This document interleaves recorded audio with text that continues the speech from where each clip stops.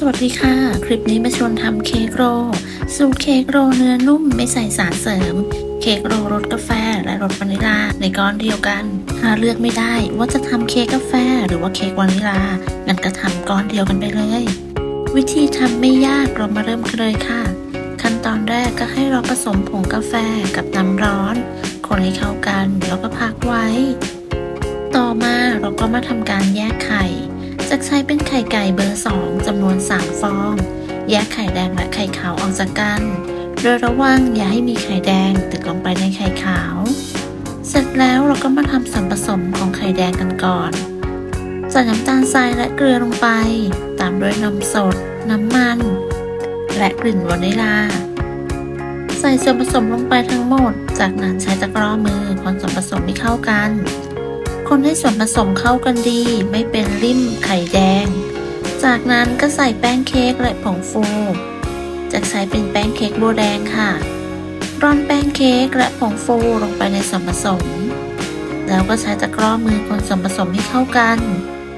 คนให้เข้ากันด้วยความเร็วจนไม่เหลือเม็ดแป้งจากนั้นเราก็พักไว้ก่อนต่อไปก็มาตีไข่ขาวเปิดสปีดความเร็วกลางตีไข่ขาวจนขึ้นฟองหยาบเล็กน้อยจากนั้นใส่น้ำมะนาวลงไปตามด้วยน้ำตาลทรายจะแบ่งใส่น้ำตาลทราย3 ครั้งแต่ละครั้งก็ให้ห่างกันประมาณ 10-15 วินาทีใส่จนน้ำตาลทรายหมด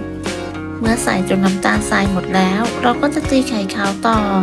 จนกระทั่งไข่ขาวของเรามีลักษณะเป็นสีขาวนวลเป็นริบบอนตั้งยอดปานกลางปลายงองุ้ม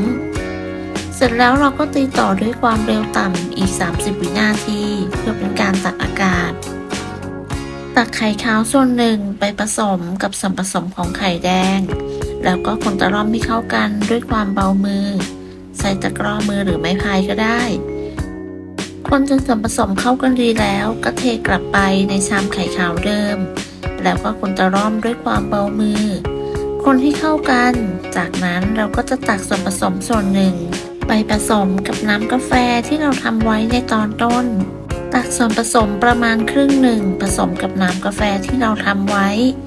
ถ้าน้ำกาแฟน้ำเยอะเกินไปไม่ต้องใส่หมดก็ได้อาจจะทำให้ส่วนผสมเหลวจากนั้นจะนำไปใส่ถุงบีบไว้เทส่วนผสมที่เป็นรสวานิลาลงในถาดจะใช้เป็นถาดขนาด 9x13 นิ้ววางด้วยกระดาษรองอบจากนั้นเกลี่ยส่วนผสมให้ทั่วถาดเคาะเบาๆเพื่อไล่อากาศเสร็จแล้วบีบส่วนผสมที่เป็นรสกาแฟทับลงไปบีบจนหมดแล้วเราก็จะปาดหน้าให้เรียบ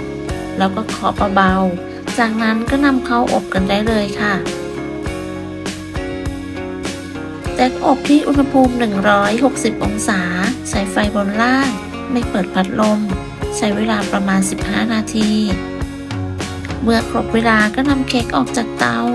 กระแทกพิมพ์เบาๆให้เค้กเสร็จตัวเสร็จแล้วเราก็จะยกเค้กออกจากถาดแล้วก็พักไว้ให้เย็นต่อไปเรามาทำวิปปิ้งครีมกาแฟผสมผงกาแฟกับวิปปิ้งครีมร้อนให้ละลายเราก็นำไปแช่เย็นจากนั้นก็มาเริ่มตีวิปปิ้งครีมกันเลยค่ะจะใช้แบบนอนเดรี่ผสมกับวิปปิ้งครีมที่เราผสมกับผงกาแฟไว้แล้วก็เริ่มตีด้วยสปีดความเร็วสูงตีจนกระทั่งวิปปิ้งครีมขึ้นฟูเป็น2 เท่าตีง่ายค่ะแบบนอนเดรี่จากนั้นก็นำไปปาดบนหน้าเค้กเลยค่ะคว่ำเค้กนำกระดาษรองอบออกตักวิปปิ้งครีมลงไปบนเค้กแล้วก็ปาดให้เรียบให้ทั่วมากน้อยตามชอบเลยค่ะจากนั้นเราก็จะม้วนเลยค่ะดูวิธีการม้วนง่ายๆตามคลิปเลยค่ะเริ่มม้วนเค้กแล้วกดลงไปนิดนึงค่ะเราก็ม้วนไปข้างหน้าจากนั้นสามารถใช้ไม้บรรทัดช่วยดันให้เนื้อเค้กแน่นขึ้น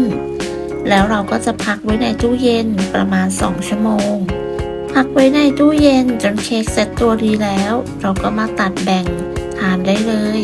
เค้กโรลสูตรนี้เนื้อเค้กนุ่มมากเป็นสูตรเค้กโฮมเมดง่ายๆสามารถทำเองได้เลยรสชาติหวานน้อยตัววิปปิ้งครีมก็นุ่มละมุนมากๆหอมกลิ่นกาแฟเป็นเค้กโรลโฮมเมดเหมาะสำหรับคนที่ชอบรสกาแฟหรือรสวานิลา ขอบคุณสำหรับการติดตามรับชมคลิปนี้ หากเพื่อนๆชอบก็อย่าลืมกดไลค์ กดแชร์ กดติดตาม เพื่อเป็นกำลังใจให้กันด้วยค่ะ สำหรับคลิปนี้จะต้องลาไปก่อน พบกันใหม่ในคลิปหน้า สวัสดีค่ะ